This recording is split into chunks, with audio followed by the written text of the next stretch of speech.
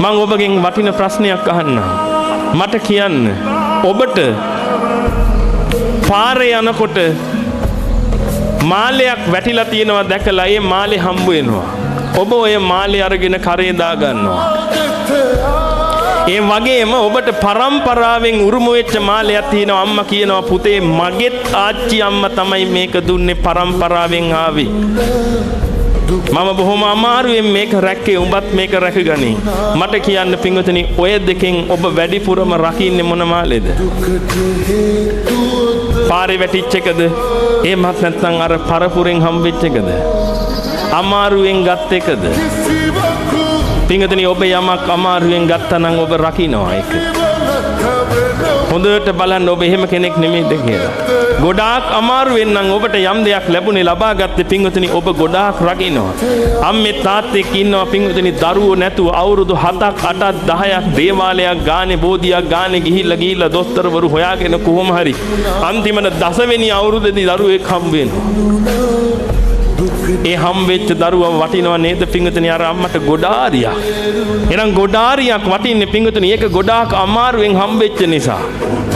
ඔබ දන්නේ නැහැ පින්වතුනි ওই මනුස්ස ජීවිතේ ඔබට හම්බුනේ කොහොමද කියලා. ඔබ හිතන්නේ ඔබ අම්මගේ බඩෙන් ඉපදුනා කියලා. හරි ලේසියෙන් පහසුවෙන් අම්මගේ බඩට ආවා ඒකෙන් ඉපදුනා කාලා බීලා හැදුනා කියලා පින්වතුනි ඔබ ඔය ලැබිච්ච මනුස්ස ජීවිතේ කුණු කොල්ලෙට ඔය විනාශ කරගන්න. මම නැවතත් ඔබට කියන ඔබට හිතෙන්න පුළුවන් ඇයි අපිට සල්ලි තියෙන්නේ මම කොච්චර සල්ලි හම්බ කරලා තියෙනවද මේ ගාල්ලෙන් භාගයක්ම මගේනේ කියලා හිතෙන්න පුළුවන් මෙතන ඉන්න කෙනෙකුට. ගාල්ලෙන් භාගයක් තියන් හිටියත් වැඩක් තියනවද පින්වතුනි මැරිච්ච ගමන් කුණු හැලිච්ච බල්ලෙක් වෙනවනම් මොකද්ද ජීවිතේ තේරුම? කෝ ඔබට ඇෂුරන්ස් එක. ඔබ ඉන්ෂුරන්ස් එක දාගත්තේ කොච්චර කාලයකට විතරද? ඔබට බය හිතෙන්නේ නැද්ද පින්වතුනි? ඔබට බල්ලෙක් දැක්කහම බය හිතෙන්නේ නැද්ද? ඇඟ හිරි වැටිලා යන්නේ නැද්ද බල්ලෙක් දැක්කහම? කුණු වෙලා පණුව ගහලා කකුල අද්දද්ද යනවා පොළු පාරවල් විතරයි හම් වෙන්නේ. ඔබගේ ඇඟ හිරි වැටිලා යන්නේ නැද්ද? පින්වතුනි ඔය මිනිස්සෙක්නේ. බලන්නකො ඒක කරගත්තේ අපරාධේ. ඔය මිනිස්සෙක්නේ ඔය බල්ලා වෙලා අද පණුව ගගහ යන්නේ. ඔබ පාරේ ඇවිදගෙන යනකොට තුම්මන් හන්දියක් ගානේ දැක්කේ නැද්ද පෙරේත තටු තියලා තියෙනවා.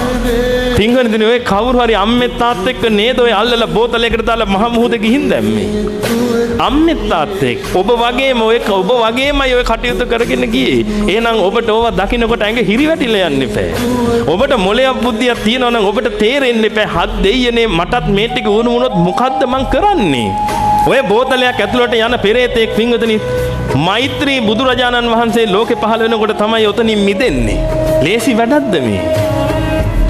මැරෙන එක කුණු පෙරේතය වෙනවා. හිතලා බැලුවද ඔබ මේ මරණයෙන් පස්සේ ඔබට මොනව වෙයිද කියලා? හැබැයි ඔබ හිතලා බැලුව නේද හෙට බස් එක මිස් වුණොත් මොකේද යන්නේ කියලා? බලන්න ඔබ හිතනේවා හෙට බස් එක මිස් වුණොත් මම මොකේද යන්නේ? ඒව හිතනවා. ඔබ දැන් මලොත් මොකද වෙන්නේ? ඔබ මේ දේශනාව හමාර කරලා යනකොට බස් එකේ හැපිලා මලොත් ඔබට මොකද වෙන්නේ කියලා ඔබ හිතවද? ගාල්ලෙන් භාගයක්ම මගේනේ ඒකින්ද මට ප්‍රශ්නයක් නැහැ කියලා හිතුණද? මමනේ ඉගෙන ගත්ත හොඳම කෙනා මට PhD 3ක් තියෙනවනේ ඒක නිසා මට ප්‍රශ්නයක් නැහැ කියලා හිතුණද? පිටින් ඔක්කොම ඉවරයි නේ. අපි කියන්නේ chapter close කියලා. chapter close නේ. ආයි කවුද එන්නේ ඔබට පිට වෙන්න? ඔබගේ තාත්තා මැරිලාම බල්ලෙක් වෙලා ඉපදුනා නම් මං ඔය බල්ලා වර්ගෙන ඔබගේ ඉස්සරහට ආවොත් ඔබට පුළුවන් ද ඔය බල්ලව මිනිසෙක් කරලා දෙන්න? ඔබගේ තියෙන සියලුම ධනෙ වියදම් කරලා මට පුළුවන් නම් මිනිසෙක් කරලා දෙන්න? කාටද පුළුවන්? යන්න සක්‍ර දේවේන්ද්‍රයා ගාවට ගිහිල්ලා කියන්න මගේ තාත්තව මම බල්ලෙක් කියලා මිනිසෙක් කරලා දෙන්න. මහා බ්‍රහ්මයාට කියන්න. බුදුහාමුදුරන්ට කියන්න පුළුවන්ද? ඉතින් ඔබගේ ඇඟේ හිරි වැටිලා යන්නේ නැද්ද? ඔබ වටින මනුස්ස ජීවිතයක් ගත්ත කෙනෙක්. ඔතනින් කන්වර්ට් වෙන්න යන්නේ බල්ලෙකුට නම් මොන අපරාධයක්ද ඔබ ඔය කරගන්න යන්නේ? ඔය කන්වර්ට් වෙන්න යන්නේ පින්වතුනි තිරිසනෙකුට නම් එහෙමත් නැත්නම් පෙරේතෙකුට නම් මොන අපරාධයක්ද ඔය කරගන්න යන්නේ කියලා.